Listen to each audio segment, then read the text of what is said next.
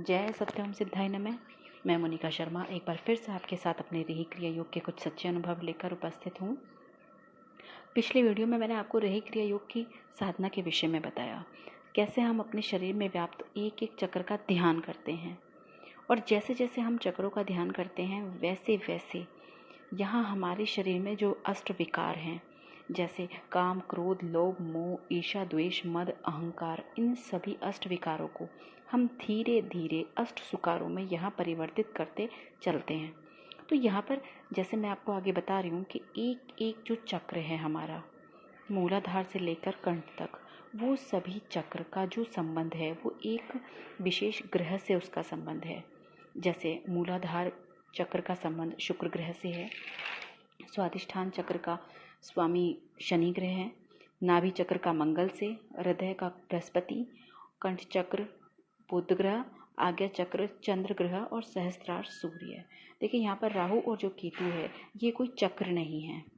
जो राहु ग्रह है वो सहस्त्रार चक्र के नीचे एक बिंदु है, लेकिन उसमें जो केतु ग्रह है वो हमारे पैरों के अंगूठे से और मूलाधार चक्र तक का जो हमारा निचला हिस्सा है उसका संबंध यहीं तक है।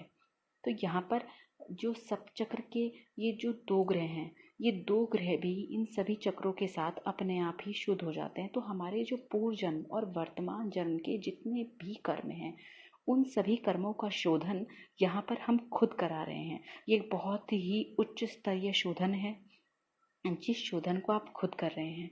यहाँ आप किसी पंडित जी को हायर नहीं कर रहे हैं कि आप इतने पैसे ले लीजिए और आप हमारे लिए ये सारी चीज़ें आप कर लीजिए। ठीक है, वो आपके लिए जब कर सकते हैं, लेकिन वो आपको पूरी तरीके से उसका फ़ायदा नहीं पहुंचा सकते।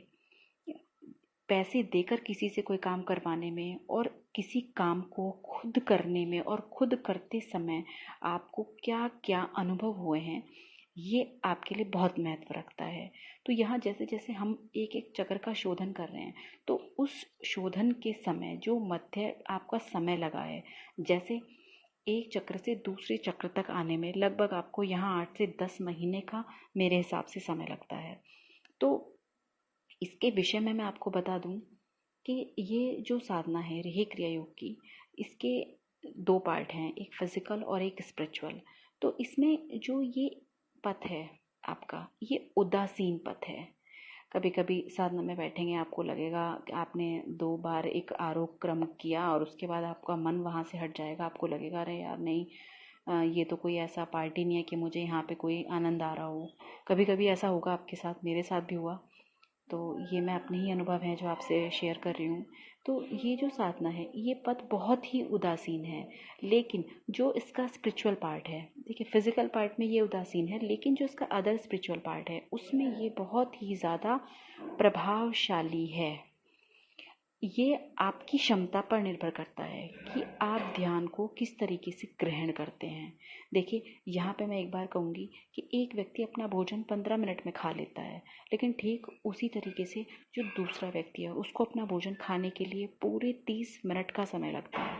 तो अब यहाँ जो साधना का विषय है वो प्रेम है कि आपको बहुत ही प्रेम से साधना करनी है और आप देखेंगे आपको उसके बहुत ही सुखद और बेहतर परिणाम आपको इसके मिलेंगे।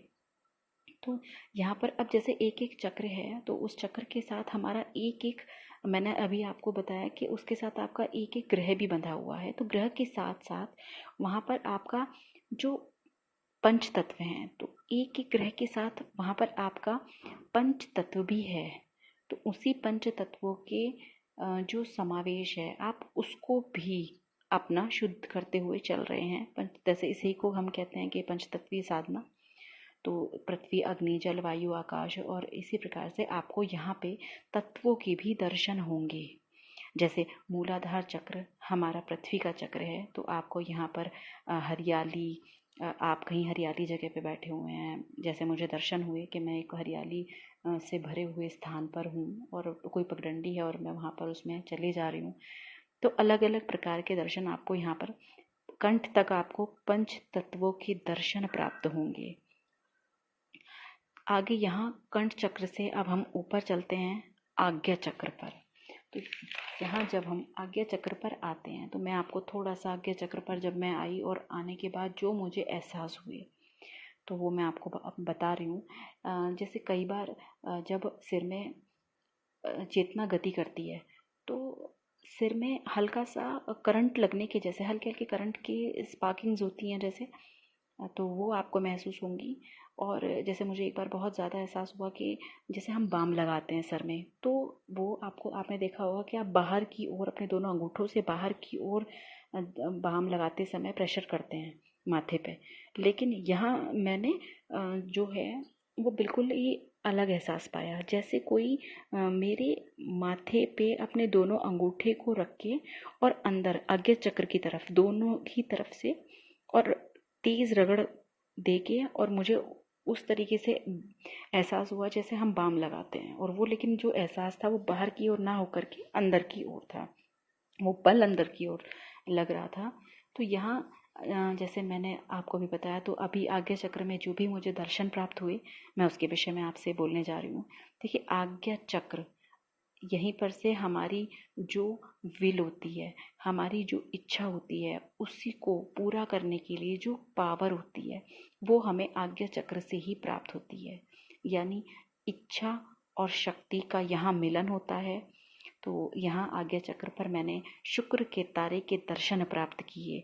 ये तारा बहुत ही मुश्किल से साधक को दिखता है। अब तक मैं आपको जितना भी अनुभव अपने साथ आप लोगों के साथ शेयर कर रही हूँ वो सभी एक साधक के तौर पर आपके साथ डिस्कस कर रही हूँ।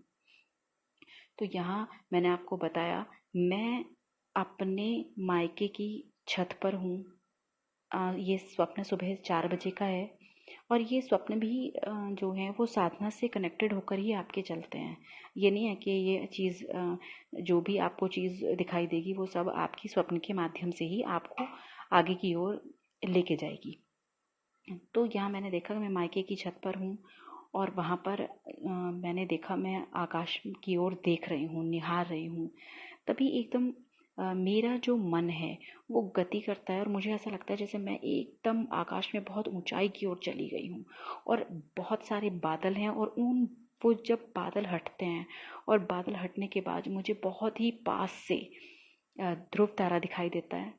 और जब मुझे वो तारे के दर्शन हुए तो मुझे बहुत ही खूबसूरत एहसास हुआ। तो इसे ध्रुव तारा कहते हैं। तो इसके बाद आगे थोड़ा समय और मेरा यहाँ पर साधना में गया और उसके बाद जब यहाँ हम टर्न करते हैं, टर्न मीन्स आज्ञा चक्र से हम सहस्त्रार की ओर गति करते हैं। तो उससे पहले मैंने यहाँ जो मेरे दूसरे दर्शन थे उसके विषय में मैं आपसे बता रही हूँ।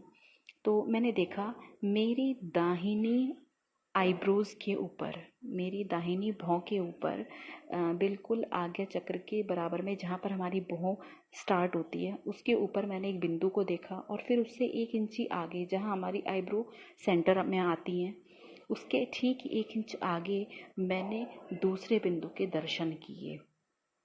तो यहाँ पे ये जो बिंदु दर्शन है ये हमारी इंगला और पिंगला जो नाड़ी हैं उसके ही बिंदु रूप हैं। तो ये बिंदु हमारी ऋणात्मक और धनात्मक शक्ति का ही प्रतीक है। तो यहाँ से आगे की ओर जो भी यात्रा है वो आत्मा को, जो अद्वैत की यात्रा है, तो वो स्वतः ही करनी होती है।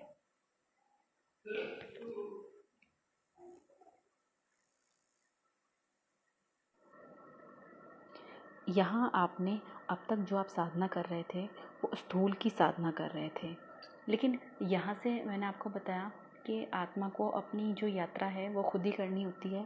तो आज्ञा चक्र और सहस्त्रार चक्र, इसे परा और अपरा की साधना भी कहते हैं। तो मैं यहाँ आपको बताना चाहूँगी कि पूरे विश्व में जो स्त्री के सहस्त्रार चक्रों की, जो सूक्ष्म चक्रों की जो ये खोज है, ये केवल सत्यासनी मिशन की ही खोज है।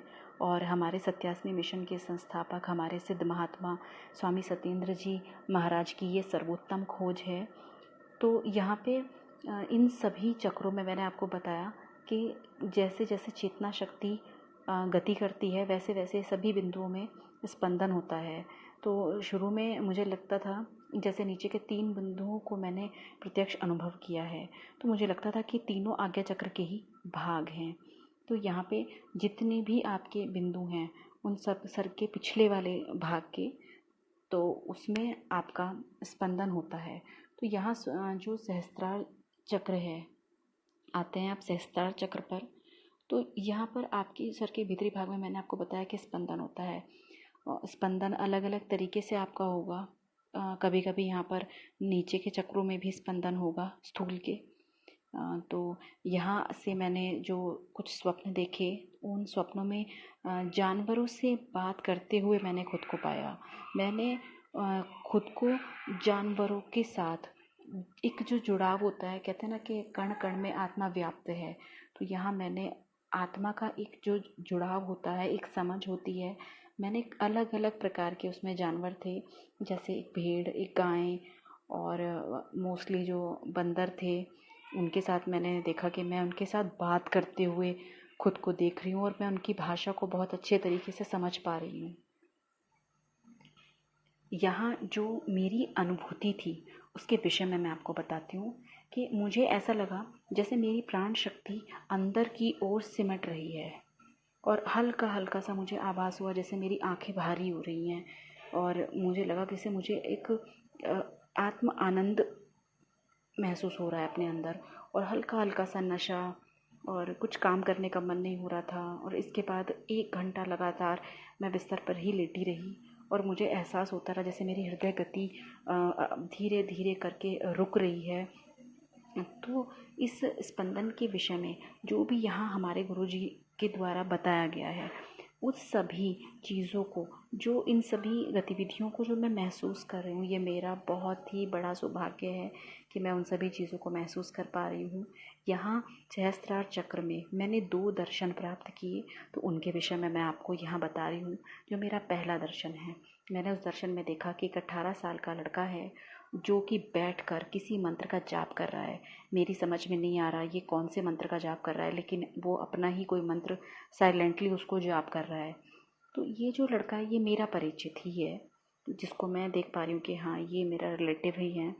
तो अब यहाँ जैसे आपने देखा होगा कि हम किसी भी बच्चे की या किसी भी जातक की हम कुंडली बनाते हैं, तो कुंडली बनाते समय वो हम खाने वगैरह बनाते हैं, तो उन्हीं खानों में मैंने देखा उस लड़के ने एक एक ग्रह को वहाँ पर स्थापित कर दिया।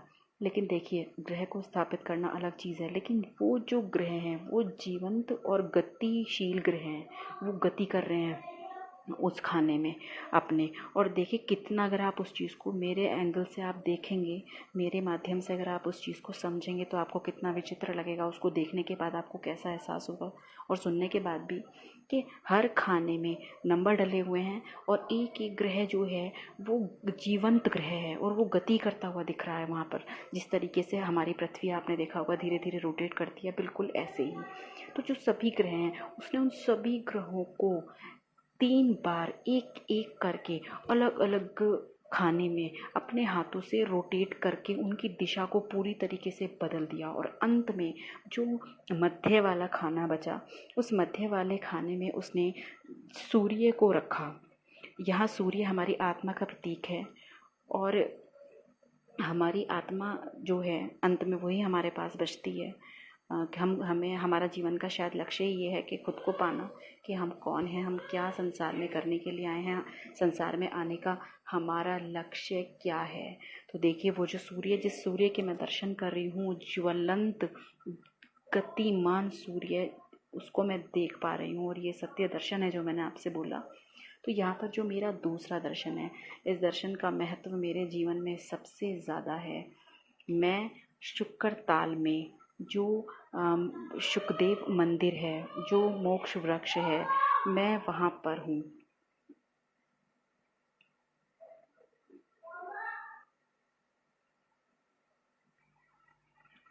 यहाँ मैंने शुक्रताल में जो मोक्ष वृक्ष है, महर्षि शुकदेव का जो मंदिर है, मैंने उसकी सीढ़ियों पर अपने आप को पाया। तो यहाँ मैं देखती हूँ कि मैंने एक लंबा सा गेरुए रंग का गाउन पहना है। तो उसमें मेरे शरीर पर जो गहनों के स्थान पर हर जगह पर रुद्राक्ष मैंने धारण किए हुए हैं, जैसे नाथ पंथ के लोग पहनते हैं। ऊपर ऊंचा जूड़ा बना हुआ है, उस जूड़े में भी रुद्राक्ष लगे हुए हैं, आगे हाथों में भी रुद्राक्ष पहने हैं। तो यहाँ जो सुखदेव मंदिर है और जो मोक्ष वृक्ष के मैं यहाँ पर दर्शन करती हूँ ऊपर जाकर, तो इस दर्शन का महत्व बहुत ज़्यादा बढ़ जाता है, क्योंकि सुखदेव मुनि और राजा परीक्षित का बहुत ही गहरा संबंध मेरी ननिहाल से है। तो कहीं ना कहीं मेरी माँ के द्वारा ये जो भी चीज़ें हैं मुझे प्राप्त हो रही हैं, तो ये मेरे लिए प्रसाद स्वरूप ही हैं। तो मैं बस आपसे यही बोलूँगी कि जो लॉकडाउन के माध्यम से ईश्वर ने हमें जो ये समय दिया है, देखिए समय मिलना आज के टाइम में बहुत, हम लोग परेशान हो रहे थे, हर किसी से हम लोग ये कहते थे हमारे पास समय नहीं है, हमारे पास समय नहीं है। लेकिन हाँ, अगर हमें ईश्वरीय कृपा स्वरूप अगर हमें समय मिला है, तो इस समय के महत्व को हमें समझना चाहिए और अपने आध्यात्म को हमें अवश्य बढ़ाना चाहिए।